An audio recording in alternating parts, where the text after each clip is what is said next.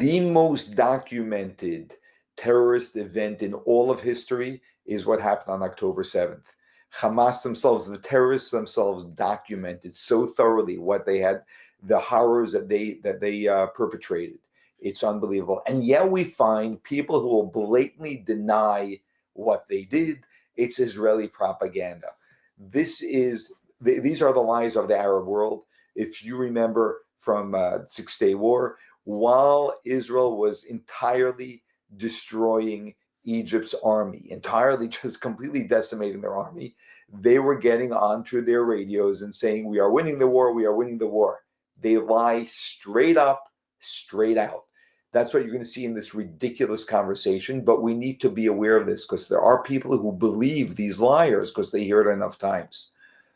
One point, how many civilians do you think Hamas killed on October 7th? Because you keep saying you're against targeting civilians, but it also sounds like you don't think they killed any civilians.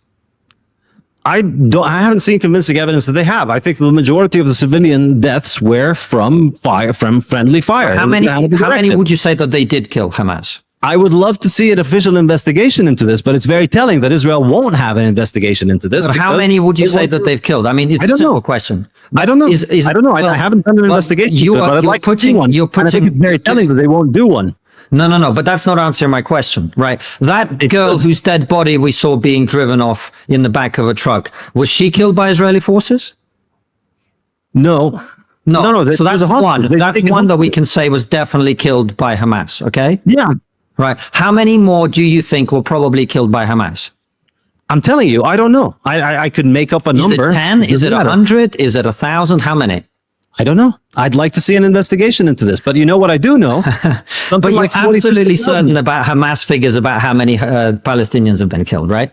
Yeah, absolutely. I'm not certain about their figures. I know what is going on in Gaza, and I know that there is no way that you could destroy an entire city of 2 million people and not kill at least tens of thousands of people. Okay. There's been tens of thousands of deaths. And I know because I know people in Gaza. I know people who know people in Gaza, and I know just how many of the people they know have been dead. I think what's been reported. I'm not disputing that lots of people have been killed in Gaza. Yeah, and I think what I am disputing that Hamas didn't kill civilians. Hamas killed a lot of civilians on October 7th. But Israel has killed a lot more civilians, and this is what you know. But the comparative game there is irrelevant to me. We killed a lot more German civilians than Germany killed our civilians in World War II. I think that's perfectly justified. This is what I mean when I say Zionist NPC. We can kill as many of them as we can, as we want, because that's justified, because we are reacting, because we are just, because we are trying to get our hostages back.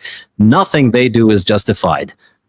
It's not. It only works in your brain because you haven't. Safedin, are you even listening to what I'm saying? You keep saying the phrase, nothing they do is justified. I just said to you 3 times now, 3 times, if Hamas had attacked Israeli military installations and IDF troops and killed IDF troops and Israeli military installations were destroyed, that to me would be a completely different thing. So it's not that nothing they do is justified. But any crime by Hamas justifies any kind of reaction by Israel. No. Which is why you never see any kind of criticism coming from people like you towards anything that Israel does. You have to actually listen to what I'm saying. Otherwise, it's impossible to have a conversation. I am listening. I'm just pointing out the hypocrisy of saying that it's okay for Israel to kill 50,000 people to rescue their hostages. It's not okay for Hamas to kill anybody. I'm trying to tell you it's wrong for both. I'm trying to tell you it's wrong for both. No, but you see, you keep missing deliberately, I think, at this point, because you're a smart guy. You see how he continues to tell him, Konstantin, what Konstantin thinks. Konstantin continuously tells him, no, that's not what I said, and that's not what I think. But he has this narrative he must hold on to, otherwise all of his cards come tumbling down. You keep missing the point that I'm making, which is that there's a big difference between attempting to rescue hostages or attempting to kill terrorists and simply targeting civilians for the purpose of targeting civilians, right? There's a big difference between those two principles. One of those things is called war. The other of those things is called terrorism. And there's a big difference between the two.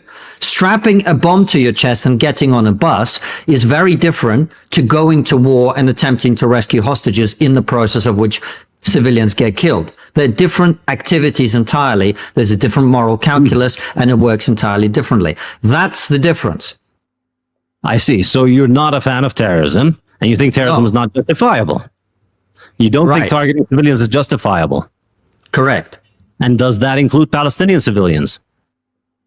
It includes any civilians anywhere, including, by the way, for example, I'm Russian. My wife is Ukrainian. I have lots of family in both countries.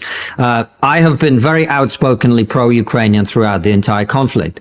I do not support killing Russian civilians in retaliation to what Russia is doing in Ukraine, nor do I support, obviously, Russia killing Ukrainian civilians, right? So it's not difficult to support people being able to wage war in situations where they have to wage war without also then condemning the massacring of civilians that is deliberate and purposeful targeting for the sake of killing civilians. That is not the same as collateral damage in conflict. They're different things. No, but here's the thing. The problem is that you think any kind of death meted out by Israel is collateral damage because in your mind... No, I don't.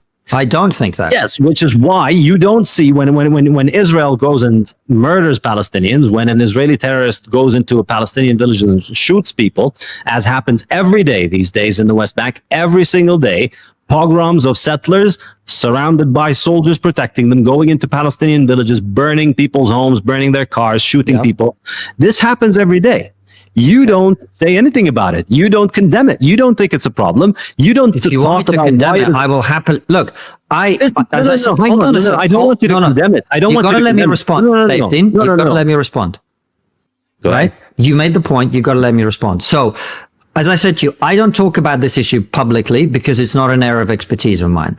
If anyone asks me about the West Bank, I can tell you what my understanding of the West Bank is. I don't like a lot of the things that are being done in the West Bank. I don't like a lot of the things that the settlers are doing. And I do not support burning people's homes and massacring people and killing people and pushing them out of wherever they live. So when you say you don't condemn it, if you ask my opinion, I will give it to you. I don't support some of the things that are being done there. This is just absolutely ridiculous. It's almost not worth speaking to such, or probably not worth speaking to such people. It's giving them a platform to just continue to share their complete denial and propaganda without considering facts or reality at all. And all he continues to say is to Konstantin is, no, you think this, you think this, you think this. He said, I just told you 3 times I don't think that. There's just no one home, no one to talk to. It's pure propaganda.